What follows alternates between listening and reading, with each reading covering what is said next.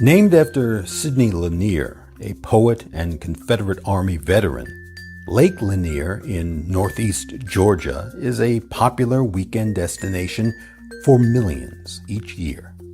The lake is located just between Gainesville and Buford. Did you know? Thoughtful face. Lynching in Forsyth County historical marker.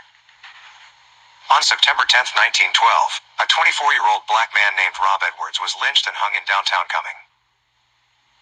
During this era, deep racial hostility burdened black people with presumptions of guilt, often resulting in accusations that were unfounded and unreliable. On September 10th, Mr. Edwards and two black teenagers were arrested on suspicion of involvement in the fatal assault of a young white woman named Mae Crow. White residents of Forsyth County responded to the arrests and accusations by forming a mob of at least 2,000 participants. Storming the jail, the mob found Mr. Edwards in his cell, brutally beat him with a crowbar, and repeatedly shot him. The mob then dragged Mr. Edwards through the streets, where his mutilated body was hung in the town square and left on display. Mr. Edwards' lynching and the subsequent mob violence terrorized the remaining 1,098 black residents of Forsyth County, who fled the county in fear. The loss of black-owned property, in order to flee arbitrary mob violence, was common during this era, and Forsyth's black residents left behind their homes and farms to escape, taking with them only what they could carry.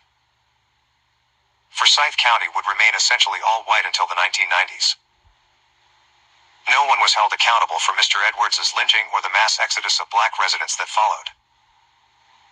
Like all victims of racial terror lynchings, Rob Edwards died without due process of law.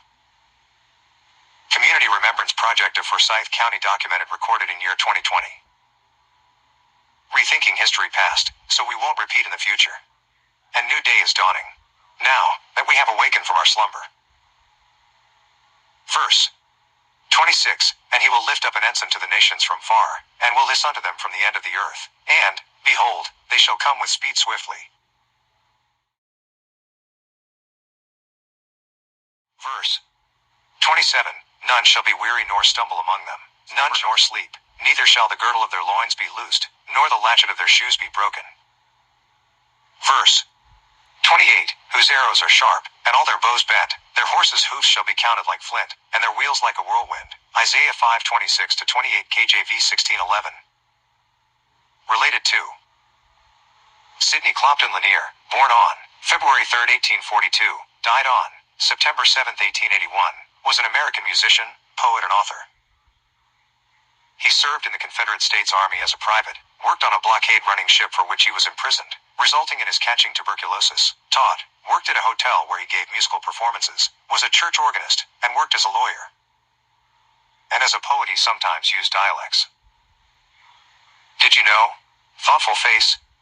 Sidney Lanier had many monuments, structures, and 2 lakes named after him.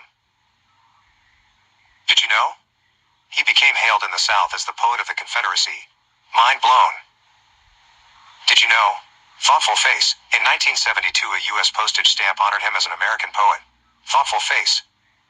Lake Sidney Lanier is a reservoir in the northern portion of the U.S. state of Georgia. It was created by the completion of Buford Dam on the Chattahoochee River in 1956, and is also fed by the waters of the Chestatee River.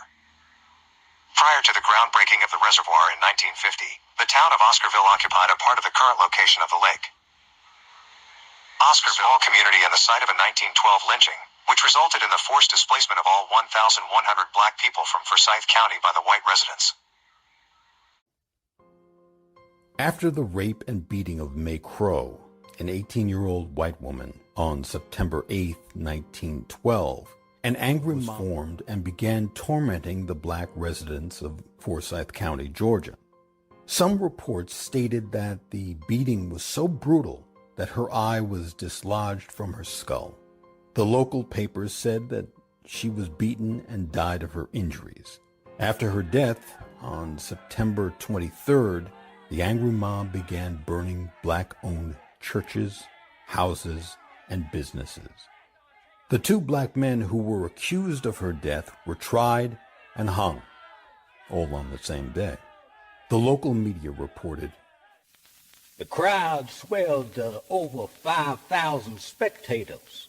They watched in satisfaction as the lifeless bodies of these Two low-brow gorilla-like Negroes hung there, swinging in the Georgia breeze, like laundry on a clothesline. The black residents comprised about 10% of the population at the time. The current black population is about 4% of the area's population. It is patrolled by the Georgia Department of Natural Resources, GDNR, as well as local law enforcement. The states of Georgia, Alabama, and Florida all have rights to the water of the reservoir, as it feeds rivers going through those areas. The U.S. Army Corps of Engineers has responsibilities to regulate flow for flood control and water use. Thoughtful face.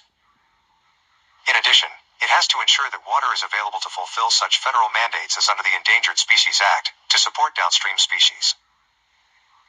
The rapid suburbanization of the Atlanta region, in particular, has greatly increased water consumption by private homeowners for lawns and gardens.